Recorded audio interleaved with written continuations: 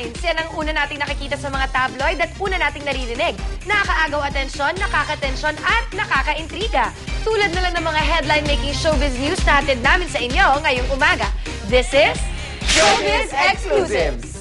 Quotable quotes, yan naman ang mga laman ng mga controversial interviews na patuloy na pag-uusapan.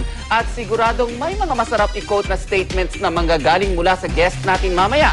Controversial cover girl, Bella Padilla.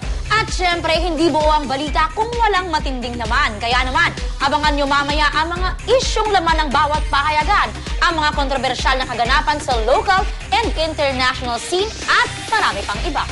Matapos ng maintrigang maglilipat bakod na, Carla Abellana exclusive kapuso pa rin. Ang buong detalye, narito na. Finally ay natuldukan na nga ang bulong-bulungan. Nalilipat na ng istasyon ng kapuso actress na si Carla Abellana. Sa isang contract signing last Wednesday dito sa GMA, pinatunayan ni Carla na certified kapuso pa rin siya sa kabila ng mga kumakalat na intriga.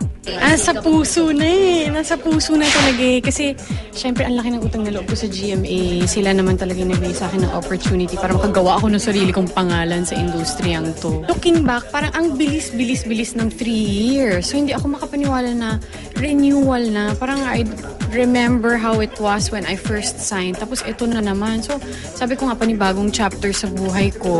Unti-unti na rin nakikilala ang galing ng aktres sa pag-arte. Kung kaya't hindi nga maitatanggi na may mga magagandang projects na inihain sa kanya ang ibang network. Ayoko talagang lumipat, di ba? But yes, I will be perfectly honest na dumating sa point na kinailangan kong i-open yung mind ko.